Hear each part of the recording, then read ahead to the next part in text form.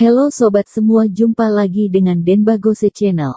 Bagaimana kabar sobat semua? Sebelum kita mulai cerita ini, ayo silakan subscribe, like, komen, share dan nyalakan loncengnya untuk mendapatkan notifikasi terbaru ketika Mimin upload videonya. Bab 1267. Jika tahu akan seperti ini, untuk apa dilakukan? Jika tahu akan seperti ini, untuk apa kamu melakukannya? Serakah membuat seseorang hancur, tidak pernah bersyukur, membuatmu menghancurkan diri sendiri, juga menghancurkan harapan orang padamu. Kata Thomas Kin, semua gara-gara kamu, sialan, jika bukan karenamu, paman keduaku pasti tidak akan pernah tahu, semua gara-gara kamu, aku tidak akan mengampunimu. Dravin Fang berteriak keras bagai seekor binatang liar, berusaha melepaskan diri dari tangan satpam dan ingin menyerang Thomas. Benda tidak berotak, cepat pergi. Kelak tidak ada tempat bagimu lagi di perusahaan besar Lin. Ignatius Fang melepaskan tendangan ke wajah Dravin Fang, sontak membuat beberapa butir gigi Dravin Fang tanggal, raut wajah amat buruk. Ignatius Fang, kamu sungguh orang yang kejam dan tidak berperasaan. Aku sudah berkorban banyak untuk perusahaan, kamu malah sangat tidak berperi kemanusiaan. Kamu adalah orang bermuka manusia berhati binatang. Aku benci pada diri sendiri. Aku benci karena tidak bersikap kejam lebih awal. Dengan begitu aku tidak perlu berakhir seperti ini, hingga bertemu seorang pembawa sial sepertinya. Kata Dravin Fang dengan nada tinggi, kedua mata penuh hawa mematikan. Bawa dia keluar, dalam perusahaan besar Lin, tidak ada orang seperti dia lagi, kata Ignatius Fang sambil menghirup nafas dalam, memandang keluar jendela. Paman kedua, aku ini keponakanmu sendiri. Paman kedua tidak boleh membuangku begitu saja, perusahaan itu tidak bisa tanpaku, huhuhu. Jeritan Dravin Fang bergema di dalam villa, wajah Kiki Chen penuh air mata, dalam hati merasa sangat cemas. Patahkan kaki, congkel bola mata, potong lidah, lalu buang keluar. Ignatius Fang melihat Mo Daozi sekilas, berkata datar. Mohon ampun bos, mohon ampun. Bos.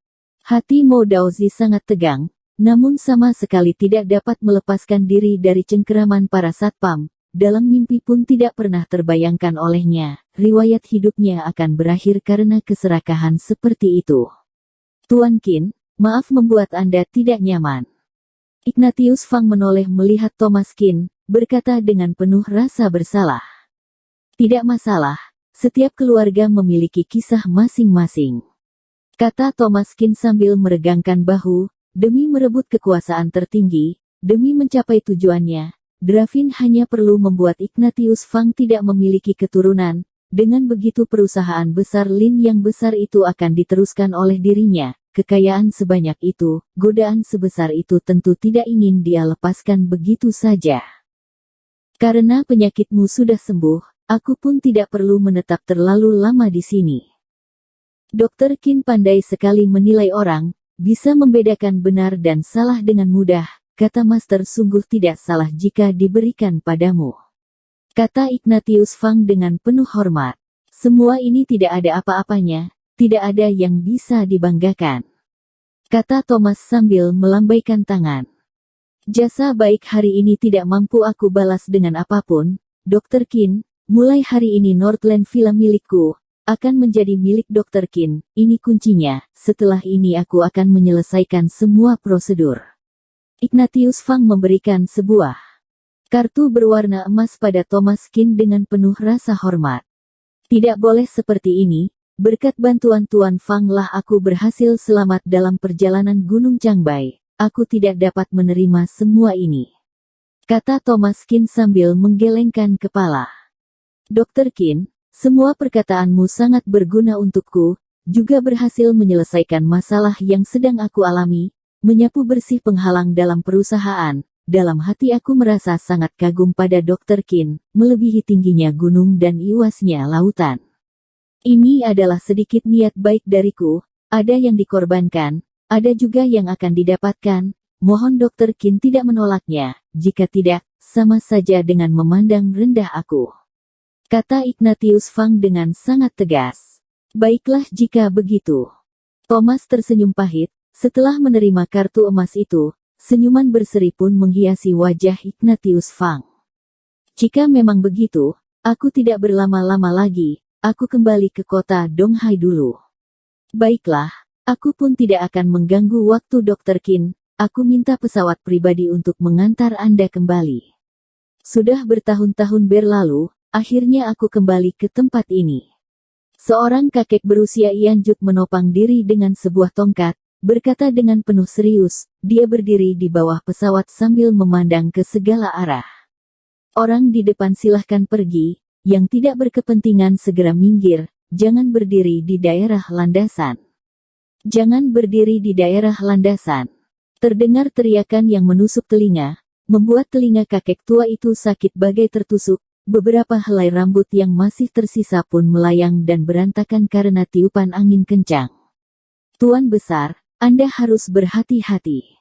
Dua laki-laki paruh baya di belakang berkata dengan tegang. Bukankah itu pesawat pribadi milik Direktur Fang dari perusahaan besar Lin? Aku mengenalinya, dulu aku pernah melihatnya saat berkunjung ke Dongbei. Kata Yantono Zhu sambil menunjuk pesawat besar yang sedang mendarat. Benarkah? Benaran pesawat milik Tuan Fang. Apakah seharusnya kita memberi penghormatan sebentar?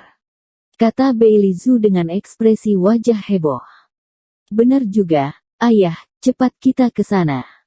Ferry Zhu mengangguk, ketiganya pun berlari menuju arah turunnya pesawat. Setelah itu seseorang turun dari pesawat itu, semua terlihat dalam dua mata Beili. Apakah itu Tuan Fang? Tanya Beili Zhu. Kelihatannya mirip sekali, yah, cepat lari. Ferry dan Yantono pun menggandeng Beili Zhu berlari cepat ke arah pesawat, tetapi sebelum tiba, pesawat itu malah sudah terbang lagi. Hei anak muda, tunggu dulu. Di mana Tuan Fang? Ferry berteriak pada pemuda di depan. Siapa kalian? Tanya Thomas Qin sambil mengerutkan kening. Tidak penting siapa kami, aku tanya, di mana Tuan Fang? Cukup jawab saja pertanyaanku, kata Yantono Zhu dengan suara berat, bersikap penuh arogan. Mana aku tahu, kejar dan tanyakan saja pada pesawat itu. Thomas Qin membalikkan bola mata, beberapa orang tua itu, jika dijumlahkan usia mereka sudah lebih dari 100 tahun, namun masih saja mengira dirinya seorang penguasa hebat. Kamu kenapa tidak tahu sopan santun? Apakah kamu yang baru turun dari pesawat itu? Tanya Ferry Zhu dengan kesal. Aku tukang isi bahan bakar. Thomas Qin membalikkan bola mata melihat mereka, lalu berbalik badan pergi. Lihatlah anak muda itu, hanya seorang tukang isi bahan bakar pun bersikap sangat sombong. Dunia ini semakin tidak masuk akal, kelihatannya kota Donghai sungguh bukan tempat yang bagus untuk menetap lama. Raut wajah Yantono Zhu menjadi suram, menatap bayangan Thomas menjauh, dia hanya bisa berkata dengan dingin. Baru turun dari pesawat, Thomas pun menerima telepon dari Wanda Zhu. Kakak Thomas, kamu di mana? Malam ini ada waktu tidak? Keluargaku mengatakan sebuah pesta malam, meminta semua orang hadir, aku ingin mengajakmu pergi bersamaku, apakah bisa? Tanya Wanda. Bisa kok, tadi aku keluar untuk urusan penting, baru saja kembali ke kota Donghai, jika begitu, nanti malam aku pergi menemuimu. Kata Thomas Qin. Lokasinya di Hotel Long Yuan, aku sudah memesan 1 lantai penuh, semua anggota keluarga Zhu akan datang. Kata Wanda lanjutnya.